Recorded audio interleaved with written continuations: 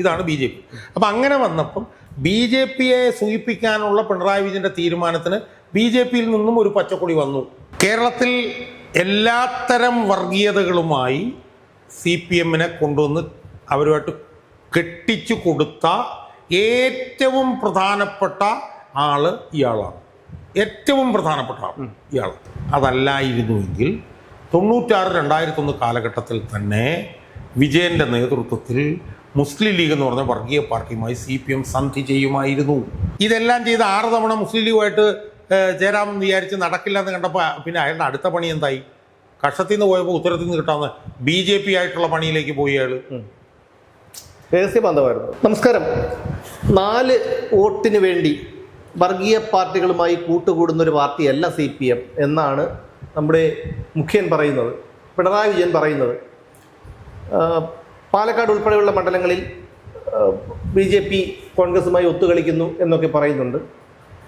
അപ്പോൾ എന്താണ് ആ പിണറായി വിജയൻ്റെ ആ ഒരു വാദത്തെ താങ്കൾ എങ്ങനെയത് കാണുന്നു? കാരണം വർഗീയ പാർട്ടികളുമായി ഒരു ബന്ധവും ഇല്ലെന്നാണ് പറയുന്നത്. താങ്കൾ പറഞ്ഞതിന് ശേഷം ഞാൻ പറയാം. അല്ല, അതായത് ഈ 4 വോട്ടിന് വേണ്ടി വർഗീയ പാർട്ടികളുമായി ബന്ധം സ്ഥാപിക്കില്ല അല്ലേ എന്നാണ് പറഞ്ഞിരിക്കുന്നത് അല്ലേ? എനിക്ക് തോന്നിയത് അത് ഇയാൾ തന്നെ അത് പറയണം എന്നാണ് എനിക്ക് തോന്നുന്നത്. വേറെ ആരും അല്ല, ഇയാൾ തന്നെ അത് പറയണം. അതിലിപ്പോൾ എനിക്ക് ഓർമ്മ വരുന്നത് 2018 യുവതീ പ്രവേശന സമയത്തും ഇയാൾ ഇത് പറഞ്ഞിരുന്നു. ഞങ്ങൾ 4 വോട്ടിന് വേണ്ടി ഞങ്ങളുടെ നിലപാടുകൾ ഞങ്ങൾ അടിയറ വെക്കില്ല. സുപ്രീം കോടതി സ്ത്രീ പ്രവേശനവുമായി ബന്ധപ്പെട്ടൊരു നിലപാടെടുക്കുകയും ഒരു വിധി പുറപ്പെടുവിക്കുകയും ചെയ്താൽ അത് നടപ്പിലാക്കാനുള്ള ബാധ്യത, ഭരണഘടനാപരമായ ബാധ്യത ഞങ്ങൾക്കുണ്ട്. അത് ഞങ്ങൾ നടപ്പിലാക്കുമെന്ന് പറഞ്ഞ് എല്ലാ ജില്ലകളും തോറും പപ്പടിച്ചാൾ കറങ്ങിടന്ന് നമ്മൾ ഓർക്കും. അയാളുടെ ഗവൺമെൻറ് തന്നെ യുവതീ പ്രവേശനത്തെ എതിർത്തുകൊണ്ട് ഇപ്പം സത്യവാങ്മൂലം കൊടുക്കുകയാണ്. അതൊരു പക്ഷേ അതാണ് പെട്ടെന്ന് ഓർമ്മ.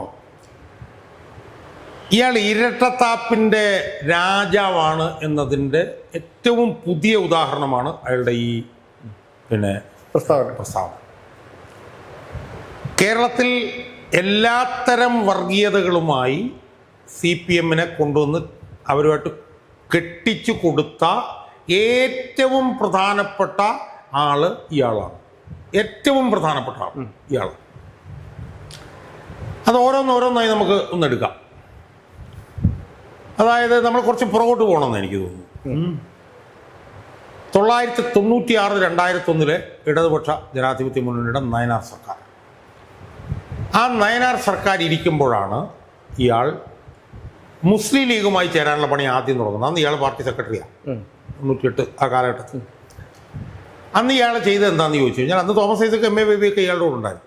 അന്ന് ജനകീയാസൂത്രണം നടപ്പിലാക്കിക്കൊണ്ടിരിക്കുന്ന സമയമാണ്. ആ ജനകീയാസൂത്രണം നടപ്പിലാക്കുന്ന സമയത്ത് ആ ജനകീയാസൂത്രത്തോട് വളരെയധികം മുസ്ലിം ലീഗ് സഹകരിച്ചു. അതുകൊണ്ട് മുസ്ലിം ലീഗിനെ കൂടെ നിർത്തണം എന്നുള്ള അഭിപ്രായത്തിൽ ഇയാളാണെന്ന് നേതൃത്വം കൊടുത്തു. 2 ഏതാണ്ട് ആ സമയത്താണ് ഐസ്ക്രീം പാർലർ കേസിൽ കുഞ്ഞാലിക്കുട്ടിയെ PCC ഉൾപ്പെടെ ഉള്ളവരെ ഇടപെട്ട് രക്ഷപ്പെടുത്തിയത്. അതെല്ലാം ചെയ്തത് എന്തിനായിരുന്നു? മുസ്ലിം ലീഗിനെ കൂടെ നിർത്തുക എന്നുള്ളതായിരുന്നു ലക്ഷ്യം. അപ്പോൾ മുസ്ലിം ലീഗിനെ കൂടെ നിർത്തുന്ന സമയത്ത് ഉണ്ടായിരുന്ന സമവാക്യം എന്താ? മുസ്ലിം ലീഗിനെ കൂടെ നിർത്തി കഴിഞ്ഞാൽ 50% അധികം വോട്ട് നമ്മുടെ കയ്യിലായി, നമുക്ക് എല്ലാ കാലത്തും അധികാരത്തിലിരിക്കാം. ഇതായിരുന്നു തുടർച്ചയായി ഭരിക്കാം.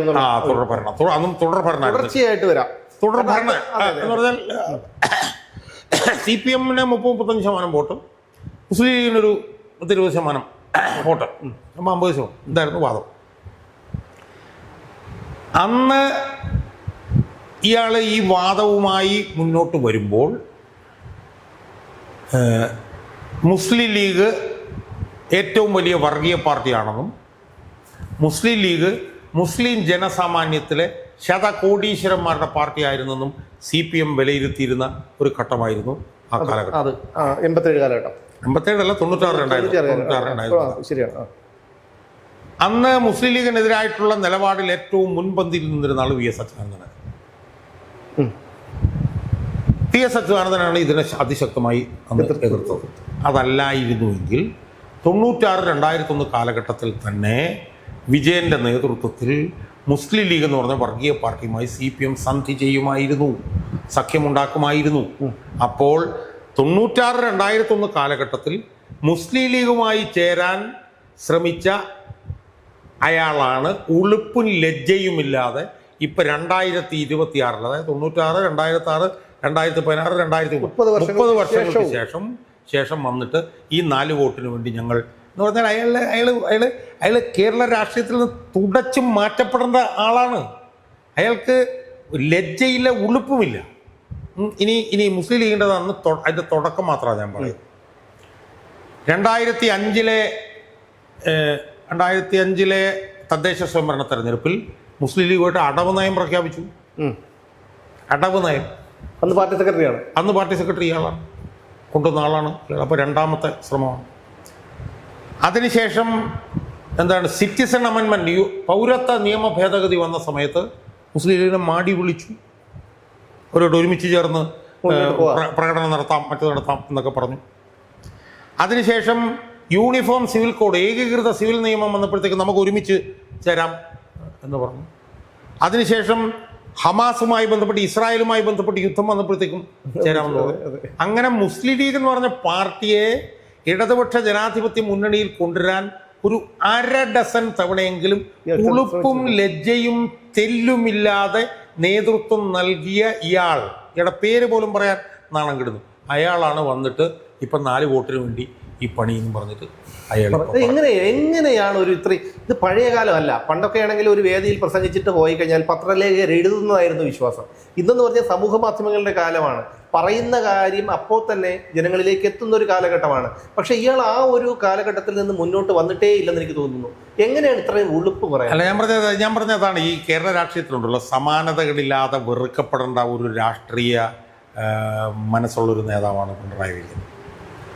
എല്ലാ തരത്തിലും വെറുപ്പ് മാത്രമേ നമുക്ക് ഉണ്ടാവൂ. സത്യം, യഥാർത്ഥത്തിൽ അച്യുതാനന്ദൻ ഇല്ലായിരുന്നെങ്കിൽ എന്നേ മുസ്ലിം ലീഗുമായിട്ട് സഖ്യം ഉണ്ടാക്കിയത്. അതെ, അച്യുതാനന്ദൻ ഉണ്ടാകൊണ്ടാണ് നടക്കാതെ പോയത്. അല്ല, മുസ്ലിം ലീഗുമായിട്ട് സഖ്യം ഉണ്ടാക്കാമെന്ന് പറയുമ്പോഴും അവരതിന് തയ്യാറാകുമെന്ന് എനിക്ക് തോന്നുന്നില്ല.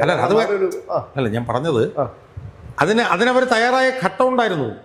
96-2001 കാലഘട്ടത്തിലേക്ക് കുഞ്ഞാലിക്കുട്ടിയുടെ നേതൃത്വത്തിൽ ഇതിനോട് യോജിക്കാൻ വേണ്ടിയിട്ട് വലിയ ശ്രമം ഉണ്ടായിരുന്നു. കുഞ്ഞാലിക്കുട്ടി പോലും ഒരു ഘട്ടം കഴിഞ്ഞപ്പോൾ പിൻവാങ്ങിയത് ഇത് പ്രായോഗികമല്ല എന്ന് കണ്ടുകൊണ്ടാണ്. കാരണം മുസ്ലിം ലീഗിന്റെ അണികൾ അംഗീകരിക്കില്ല എന്നുള്ളതുകൊണ്ടാണ്. അപ്പം ഞാൻ പറഞ്ഞു വരുന്ന ഒരു 1/2 ഡസൻ തവണയെങ്കിലും മുസ്ലിം ലീഗുമായി സഖ്യമുണ്ടാക്കാൻ വേണ്ടിയിട്ടുള്ള വൃത്തികെട്ട ശ്രമങ്ങൾ നടത്തിയ ഇയാളാണ് ഇപ്പൊ 2006 വന്നിട്ട് 4 വോട്ടിന് വേണ്ടിയിട്ട്. ഇനി അതൊരു വശം. ഇനി മറുവശം നമ്മൾ എടുക്കൂ. ഇതെല്ലാം ചെയ്ത് 6 തവണ മുസ്ലിം ലീഗുമായിട്ട് ചേരാമെന്ന് വിചാരിച്ച് നടക്കില്ല എന്ന് കണ്ടപ്പോൾ പിന്നെ അയാളുടെ അടുത്ത പണി എന്തായി? കക്ഷത്തിൽ നിന്ന് പോയപ്പോൾ ഉത്തരത്തിൽ നിന്ന് കിട്ടാവുന്ന BJP ആയിട്ടുള്ള പണിയിലേക്ക് പോയി അയാൾ. അല്ല, BJP ആയിട്ടുള്ള പണിയിലേക്ക് അയാൾ പോയത് എന്തുകൊണ്ടാണ്? അയാൾക്ക് വ്യക്തിപരമായിട്ടും പ്രശ്നങ്ങളുണ്ടായിരുന്നു. അയാൾ അഴിമതിയിൽ ഇടപെട്ടു, അയാളുടെ മകൾ അഴിമതിയിൽ ഇടപെട്ടു. അപ്പം രക്ഷപ്പെടണമെങ്കിൽ BJP ആയിട്ട് ധാരണ വേണം. അതെ, അങ്ങനെയാണ് അയാൾ BJP എന്നുള്ള നിലയിലേക്ക് കാര്യങ്ങളിലേക്ക് നീങ്ങിയത്. അത് പക്ഷേ പരോക്ഷമായിട്ടാണല്ലോ. അല്ല, ഞാൻ പറഞ്ഞത് പരോക്ഷമൊന്നും അല്ല, അതൊക്കെ പ്രത്യക്ഷം തന്നെയാണ്. നമുക്കതിലേക്ക് വരാം. അതായത് മുസ്ലിം ലീഗുമായിട്ട് നടക്കില്ല എന്ന് മനസ്സിലായി. അപ്പം തുടർ ഭരണത്തിന് എന്താ വഴി? BJPയുടെ വോട്ട് എങ്ങനെയും പിടിക്കണം. കാരണം മുസ്ലിം ലീഗിന് കിട്ടില്ല എന്നുള്ള മനസ്സിലായി. BJPയുടെ 10-16% വോട്ടുണ്ട്, അത് പിടിക്കണം. അതിനകത്തേക്കുള്ള നീക്കമായി. ആ നീക്കത്തിനുണ്ടായൊരു ഗുണം എന്താണ്? ആ നീക്കത്തിന് ഒരു ലെവൽ വരെ BJPയിൽ നിന്നും പച്ചക്കൊടി കിട്ടി. കാരണം BJPയുടെ ലക്ഷ്യം എന്താ? കോൺഗ്രസ് മുക്ത ഭാരതമാണ്. കോൺഗ്രസ് മുക്ത ഭാരതം എന്ന് പറയുമ്പോൾ ഇയാൾക്ക് ഒരു ഭരണം കൂടെ കൊടുത്തു കഴിഞ്ഞാൽ കോൺഗ്രസ് അല്ലല്ല, ഇയാൾക്ക് ഒരു തവണ ഭരണം കൂടെ കൊടുത്താൽ കോൺഗ്രസ് തീരുമ്പം BJP പ്രധാന പ്രതിപക്ഷമാവും അടുത്ത തെരഞ്ഞെടുപ്പിൽ. അല്ല, അത് അങ്ങനെയല്ല. എനിക്ക് തോന്നുന്നത് കോൺഗ്രസ് തീരും. ഒരു തവണ കൂടി പിണറായി വിജയന് ഭരണം കിട്ടിയാൽ കോൺഗ്രസ് തീരും. പക്ഷെ ഈ 5 വർഷം കൊണ്ട് ജനങ്ങൾ കൈവയ്ക്കുന്ന ഒരു അവസ്ഥയിലേക്ക് എത്തും. കാരണം ഇപ്പോൾ തന്നെ അല്ല ഞാൻ പറഞ്ഞ പോയിന്റ്, ഒരു തവണയും കൂടെ കൊടുത്തു കഴിയുമ്പോൾ കോൺഗ്രസ് തീരുന്നതോടൊപ്പം തന്നെ CPM ജനവിരുദ്ധമാകും. അപ്പം 2031 തെരഞ്ഞെടുപ്പിൽ ഭരണപക്ഷമാകാം. ഇതാണ് BJP. അപ്പം അങ്ങനെ വന്നപ്പം BJPയെ സൂചിപ്പിക്കാനുള്ള പിണറായി വിജയന്റെ തീരുമാനത്തിന് BJPയിൽ നിന്നും ഒരു പച്ചക്കൊടി വന്നു. അവർ നോക്കുമ്പോൾ അവരുടെ 19% വോട്ടുണ്ട്, അല്ലെങ്കിൽ 15% വോട്ടുണ്ട്, അത് ഉമാർക്ക് കൊടുത്തു കഴിഞ്ഞാൽ ഒരു തവണ കൂടെ കൊണ്ടുവരാം എന്ന് പറഞ്ഞുകൊണ്ട് അവരുമായിട്ട് പണി ആരംഭിച്ചപ്പോൾ വ്യക്തിഗതമായിട്ടും ഇയാൾക്ക് ചില പ്രശ്നങ്ങളുണ്ടായിരുന്നു. കാരണം അഴിമതി കേസിൽ നിന്ന് രക്ഷപ്പെടണം. അതിലയാൾ മുന്നോട്ട് പോയി. അങ്ങനെയാണ് ലാവലിംഗ് കേസും മാസപ്പടി കേസും സ്വർണ്ണക്കള്ളക്കടത്ത് കേസും ഡോളർ കള്ളക്കടത്ത് കേസും ഇതെല്ലാം അവർ ഒഴിവാക്കി കൊടുത്തത്. കാരണം അവർക്കൊരു അഴിമതി വിജയനെയാണ് അവർക്ക് വേണ്ടത്. പിണറായി വിജയനെ സംബന്ധിച്ചിടത്തോളം പിണറായി വിജയൻ്റെ കാര്യവും നടന്നു പോകും. പക്ഷെ അവിടെയും അയാളെന്താ പാർട്ടിയെ കൊണ്ടൊന്ന് ചവിട്ടി ഞെരിച്ച് പാർട്ടിയുടെ വരി ഉടച്ച് കളയുകയാണ് അയാൾ ചെയ്തത്. അപ്പോൾ 6 തവണ മുസ്ലിം ലീഗിനെ കൊണ്ടുവരാൻ വേണ്ടിയിട്ട് ശ്രമിച്ചു, നടന്നില്ല. അപ്പോൾ BJP-യിലേക്ക് പോയി, BJP-യെ കൊണ്ടുവരാൻ വേണ്ടിയിട്ട് ശ്രമിച്ചു. അതിൻ്റെ ഭാഗമായിട്ടാണ് ഈ മലപ്പുറത്തെ മുസ്ലിങ്ങൾക്കെതിരായിട്ടുള്ള ശക്തമായിട്ടുള്ള പ്രചരണം, മറ്റേ സ്വർണ്ണക്കള്ളക്കടത്ത് സാധനങ്ങൾ. അത് മാത്രമല്ല, ഈ വെള്ളാപ്പള്ളി പല പ്രസ്താവനകളും നടത്തിച്ചത് പിണറായി വിജയനാണെന്നുള്ള ആരോപണം ഉണ്ടായിരുന്നു. വെള്ളാപ്പള്ളിയെ അയാൾ കൊണ്ടു നടക്കുന്നത് BJP ആയിട്ടുള്ള പാലമായിട്ടാണെന്ന് ആർക്കാണ് അറിയാൻ പാടില്ലാത്തത്? കാരണം വെള്ളാപ്പള്ളിയുടെ മൂത്ത മോനൊരു വലിയ തട്ടിപ്പുകാരുണ്ട്, തുഷാർ വെള്ളാപ്പള്ളി. അവനെ വെള്ളാപ്പള്ളി BDJസിൽ നിർത്തിയിരിക്കുകയാണ്. വെള്ളാപ്പള്ളി ഡേശൻ എന്ന് പറഞ്ഞാൽ അടിമുടി അഴിമതിയുടെ രാജാവാണ്. അയാൾക്കെതിരെ ഒരു കേസുകളും തൊട്ടിട്ടില്ല. ഇതെല്ലാം തൊടാത്തത് വെള്ളാപ്പള്ളിയോടുള്ള സ്നേഹവും ബഹുമാനം കൊണ്ടാണ്. വെള്ളാപ്പള്ളി എന്തിനാണ് കാറി കയറ്റി കൊണ്ടുവരാൻ പോയത്? വെള്ളാപ്പള്ളിയെ കാറി കയറ്റി കൊണ്ടുവരാൻ പോയത് BJP ആയിട്ടുള്ള പാലമാണ് വെള്ളാപ്പള്ളി. മനസ്സിലായി? BJP-യുടെ നേതാക്കന്മാർക്കുമായിട്ട് ഇയാളുടെ ബന്ധം വളരെ ക്ലിയർ അല്ലേ? മോദിയുടെ അടുത്ത് പോകുമ്പോഴൊക്കെ ഉള്ള ഇയാളുടെ നിപ്പും കാര്യങ്ങളും. മാത്രമല്ല, നമ്മൾ വേറെ ഒന്നും വേണ്ട. അതായത് ലാവ്ലിൻ കേസ് രാജ്യത്തെ പരമോന്നത കോടതി 1048 തവണ നീട്ടിവെച്ചു എന്ന് പറയുമ്പോൾ അതിൽ BJP-യുടെ ഇടപെടലില്ല എന്ന് പറഞ്ഞാൽ വിശ്വസിക്കാൻ തക്ക പൊട്ടന്മാരല്ല മലയാളികൾ. അല്ല, അതിനുശേഷം പിന്നെ മാസപ്പടി കേസ് 25 തവണയോളം ഡൽഹി ഹൈക്കോടതി നീട്ടിവെച്ചു. അപ്പം മുസ്ലിങ്ങൾ പറ്റില്ല എന്ന് പറഞ്ഞപ്പോൾ ഉടനെ BJP-യിലേക്ക് പോകും. ഇയാൾ തെരഞ്ഞെടുപ്പിൽ ജയിച്ച് 2001 തെരഞ്ഞെടുപ്പ് ജയിച്ച് ഡൽഹിയിലേക്ക് ചെന്ന ഉടനെ മോഡി പറഞ്ഞു ഗെയിൽ പൈപ്പ് ലൈൻ പദ്ധതി ഉടനെ നടപ്പിലാക്കണം എന്ന് പറഞ്ഞു. ഇവിടെ ഒന്ന് നടപ്പിലാക്കി എന്ന് മാത്രമല്ല, അവിടെ ചെന്നപ്പോഴത്തേക്ക് മോഡി ആദ്യമായിട്ട് പറഞ്ഞ എന്താണ്, പിന്നെ ഞങ്ങളുടെ ആളാണ് മറ്റവൻ ലോകനാഥ് ബെഹ്റ, അവനെ DGP ആയിക്കൊള്ളാൻ പറഞ്ഞു, ആക്കി കൊടുത്തു. അവസാനം വന്ന് MR അജിത് കുമാറിലൂടെ ഇയാൾ എന്താ ചെയ്തത്? രാംമാധവനെയും ദത്താത്രേയ ഹോസബോളയും കാണാൻ പോവില്ലേ? അപ്പം ഇയാൾക്ക് ഇനി ഈ തെരഞ്ഞെടുപ്പിൽ ഇയാൾ എന്താ ചെയ്യുന്നത്? ഈ തെരഞ്ഞെടുപ്പിൽ നിന്ന് നടക്കാൻ പോകുന്നില്ലെങ്കിൽ ഇയാൾ പാലക്കാട് ചെയ്യുന്ന വെച്ചെന്നാണല്ലോ ഈ പറഞ്ഞു പോകുമ്പോൾ PMC ഒപ്പിട്ടത് പറഞ്ഞിട്ടില്ല. അതെ. അപ്പോൾ ഇതെല്ലാം BJP-ക്ക് വേണ്ടി ചെയ്തു കൊടുത്തതാണ്. PMC ഒപ്പിട്ടത് ഇയാളുടെ മകളെ രക്ഷിക്കാൻ വേണ്ടിയാണെന്നുള്ളത് എല്ലാവർക്കും അറിയാം. ഇയാൾ പാലക്കാട് ചെന്നത് ഇയാൾക്ക് പറയാൻ ഉളുപ്പുണ്ടോ? എന്താ കാരണം? പാലക്കാട് പിന്നെ UDF-ൻ്റെയും BJP-യുടെയും ശക്തരായിട്ടുള്ള സ്ഥാനാർത്ഥികൾ ഉള്ളപ്പോൾ ഒരു അപ്രസക്തനായിട്ടുള്ള ഒരു മുസ്ലിം സ്ഥാനാർത്ഥിയെ LDF കൊണ്ട് വെക്കുമ്പോൾ അത് UDF-ന് കിട്ടാനുള്ള മുസ്ലിം വോട്ട് സ്പ്ലിറ്റ് ചെയ്ത് BJP-യെ സഹായിക്കാൻ വേണ്ടിയിട്ടാണെന്നുള്ളത് പിണറായി വിജയൻ്റെ തലയ്ക്കകത്ത ബുദ്ധിയൊന്നും വേണ്ട. ചെറിയ ബുദ്ധി ഉണ്ടെങ്കിലും മനസ്സിലാകുന്നത് സിമ്പിളല്ലേ? ഏതൊരു ബിരിയാണി കച്ചവടക്കാരൻ അവിടെ CPM-ന് ഉജ്ജ്വലരായിട്ടുള്ള നേതാക്കന്മാർ എത്രയോ പേര് അവിടെയുണ്ട്, അവരെ നിർത്തിക്കൂടെ? അപ്പോൾ ഇത് അത് തന്നെയാണ് ചെയ്തത്. ഇനി റാന്നിയിൽ എന്താ ചെയ്തിരിക്കുന്നത്? റാന്നി BJP എന്താ ചെയ്തിരിക്കുന്നത്? റാന്നിയല്ലേ ശബരിമല കിടക്കുന്നത്? പിന്നെ BJP ശബരിമല കൊള്ളയിൽ ഇടതും വലതും ഒന്ന് എന്നൊക്കെ പറഞ്ഞിട്ടല്ലേ നാട്ടിൽ മുഴുവൻ ഹോർഡിങ് വെച്ചിട്ടുള്ളത്. അവർ റാന്നിയിൽ BJP-യുടെ സ്ഥാനാർത്ഥി പോലും ഇല്ല. അവിടെ BJP-യുടെ സ്ഥാനാർത്ഥി BJP-യുടെ സ്ഥാനാർത്ഥി പറയാണ് ഇവിടെ ശബരിമല കൊള്ളയല്ല പ്രശ്നം. അതുപോലെ തന്നെ വാസവൻ എന്ന് പറഞ്ഞിട്ടുള്ള ദേവസ്വം മന്ത്രി അവിടെ 2020-യുടെ സ്ഥാനാർത്ഥിയാണ്. അവിടെ അവർ പറയുന്നത് കുടിവെള്ളമാണ് ഇവിടുത്തെ ഏറ്റവും വലിയ പ്രശ്നം. അപ്പം അതുകൊണ്ട് വർഷങ്ങളോളം മുസ്ലിം ലീഗിനെ കൊണ്ടുവരാൻ വേണ്ടിയിട്ട് ശ്രമിച്ചു. അവരുടെ പുറകെ നടന്നു, അവരുടെ കാലി നക്കി നടന്നു വിജയൻ. അവിടെ തോറ്റ് തുന്നം പാടി കഴിഞ്ഞപ്പോൾ BJP-യുടെയും കാലി നക്കുന്നു.